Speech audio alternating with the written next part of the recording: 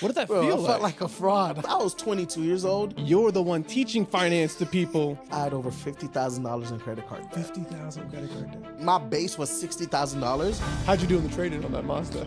Oh, negative $8,000. You had all the knowledge. Yes. No money in the checking account. No room on the credit cards to spend. What did that feel like? Like a fraud.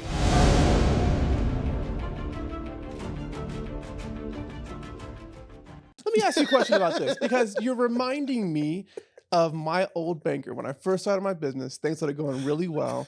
I'm sitting across from the branch manager at a Wells Fargo, and he's telling me, as he's setting up my accounts to get my investments and stuff all figured out, he's telling me, I'm about to file for that old BK right now. I'm like, BK, is it like Burger King? He's like, no, bankruptcy, okay? The branch manager at Wells Fargo was about to file for bankruptcy to get out of credit card debt. He's the money guy. If he doesn't know about it, if you don't know about it as the branch manager, of course nobody else knows about this stuff too. And how much of it, because you know the stuff, you have the knowledge, and you get to preach to yourself now and other people, but how much of it do you realize the knowledge was never the problem? Yeah, I was giving people all of these advice, right? And they're like, my God, Pete, thank you so much. You're God sent. You're amazing. Bro, Pete, on the other hand, 22 years old, managing a bank. I got 40, 50-year-old people reporting to me. Yeah. I'm the man. How bad were your finances when you were a bank manager? Bro, truth? Yeah. Let me just paint it to you, bro. I was making, bro, you have to understand, as I was 22 years old, making anywhere, like my base was $60,000, Yeah. but with commission and stuff, I was clearing almost 80, 90 grand. At 22. 22 years old. Yeah, that's good money at 22, 22 years old. especially And back then. And I live with my uncle. Yeah, okay, you have no living expenses, making 80,000. So Okay. I bought a Mazda. 1 month later, I decided I didn't like it, traded it in, got a nice brand new, never driven before Kia Optima, decked out, all thing. How'd you do in the trading on that Mazda? Oh, negative $8,000. Tacked it on to the new For car. a month. Yeah. Had it for a month. Tacked it on to the new Kia. So now I'm paying the new Kia price, plus I have the $8,000 negative equity that they had to, tack on to the new loan. Yeah. Paying about $600 a month, car payment, splurging. Had a couple of girls that it was before I was in church.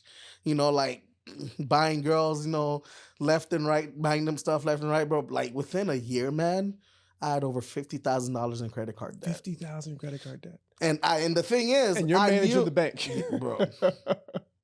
I knew how to manage the system. I knew how to Is that finesse all on the one system. card? Or did you have multiple cards? Multiple cards. I Multiple had line cards. of credits, Yeah. credit cards. This is so interesting with that because stuff. you had all the knowledge, Yes. but you were using that knowledge to play the system instead of win inside the system. Because again, it's all about identity and habit change.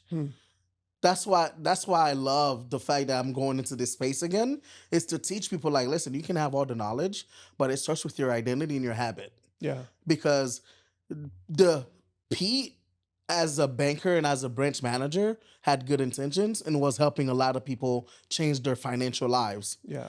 But Pete grew up poor. Bro, I didn't mention this, but I remember there's days, bro, where all I could eat for breakfast was dry bread. That's crazy. Growing up in Haiti, dry bread. So you mean to tell me now I'm 22 in the United States of America, making 80 grand a year? Yeah. Bro, I'm going to Capitol Grill every week. That's right. I'm going to Red Lobster every week, Fleming's every week. Like I'm just doing it, like I'm splurging. Yeah. So that's why it's so dangerous, man. And that's why a lot of entrepreneurs and business owners at that time gravitated towards me, because they're like, dude, you get it. Yeah. You get it. Like I remember Tito, he was a first generation college student. Huh. His mom and family never went to school. They were farmers in Mexico. His uncle brought him in and he started a car detailing business, became the largest car detailing business in the area. Wow. Bro, this man, he went wild. Yeah. He went wild. You know what I'm saying? It's hard not to. It's hard not to because, Yeah. again, you're looking at it like, man, this is where I come from. And that's why it's dangerous, because you make so much money, and to you, you're justifying to yourself why Yeah. you need to spend that money. Yeah. You're justifying to yourself why you need to go all out, Mhm. but you're not thinking about the future. Yeah. You're not thinking about, man, I need to pay taxes. Man, I need to start investing. Man, I need to let my money compound for me. Man, I need to start building assets that's going to allow me to work less in the future and make more, Yeah. right? Because your business, a lot of entrepreneurs right now, if they stop working, they don't have a business. Yeah. If they stop working, they're broke. Mm-hmm. It goes quick. It goes So, quick. you know, they say that the person you're most able to help is the version of you from 5 years ago, the version of you from 10 years ago. You can associate and you are relatable to them because you Yes. get it. Yes. In your case, the version of you from 5 years ago, 10 years ago, understands the financial strain that people are voluntarily putting themselves into. Yes, man. But what's the wake-up call? What was your wake-up call? $50,000 in debt, 22 years old, bank manager. You understand the system, but you are abusing yourself inside the system, wrapping yourself up in all types of debt. When did you wake up? Man, I woke up when I started to struggle to pay the bills. I started to struggle. Making $80,000 struggling to pay the bills is crazy. And mind you, I'm just a kid, bro. I don't have bills. I'm living at home. Yeah.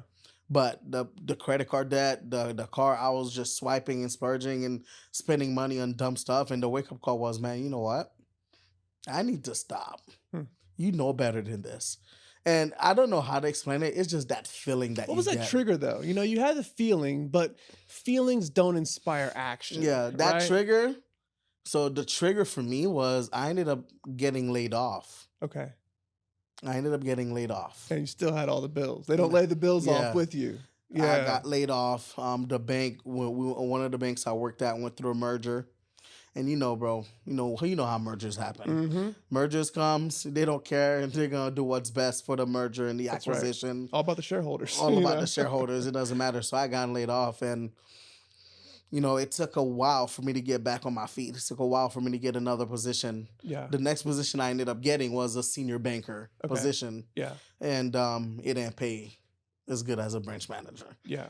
I was making about $30,000 less. So that was the wake up call, because I remember, man, there was one time where literally I had no money in my checking account. And then when that happens, you rely on your credit cards. Mm-hmm. I had no room on my credit cards. That's wild. To even put gas in my car, bro. And mind you, this is a guy that was teaching people finance.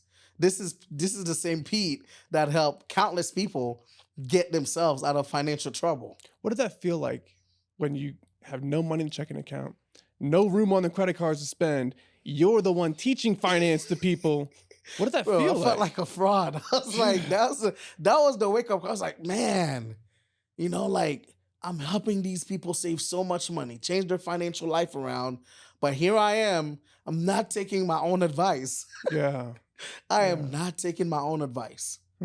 It's crazy. Bro, it got to a point where I was so good at helping people fix their financial stuff. I started learning the laws around credit and teaching people how to use the CFPB, which is one of the agencies that exist for financial protection of consumers and stuff. Yeah. How to use the CFPB to fight the bureaus and the lenders to get stuff off their credit. Like, you had a PhD in this stuff, dude. Listen, but here I was. I couldn't get myself out of my own mess. Yeah. So that was the wake up call for me, and that's how, you know what, man, you know better than this. So obviously I know the system. I created a game plan. I said, all right, these are my debts. This is what I need to do. Bro, there's so many stories I can tell you about people that have gotten out of debt. I remember this one family. They were drowning in credit card debt. And I told them, I said, okay, listen, this is what I need you to do. I need you to call that bank and ask them for a reduction in your interest rate, Okay, telling me going through a hard time. You can ask a bank for a reduction Yes, in your you interest can. rate. In your credit card, yes. That's news to me. Most people don't know that. You just call them up and be like, You hey. call them up and say, hey, listen, this is exactly what I told them. I said, hey, listen. And now it's not guaranteed approval. Sure. Right? It's up to the bank's But just the discretion. fact that you can call the bank and ask for interest rate this reduction. is what you say. Say, hey, listen, I'm going through a hard time. I want to commit to my dues, but I need a reduction in interest rate or else this card is going to foreclose. Yeah. You have to understand, the bank is not in the business of losing money. So whatever they can do to negotiate, whatever they can do to help you repay them so they can make money, they're going to do that. Wait, so help me understand the incentive for the bank. The incentive for the bank to lower your interest rate is that they're concerned if you foreclose on it, they don't get paid at all. Yeah, if you charge off, so if somebody has credit card debt they cannot pay, the bank has to legally charge that card off.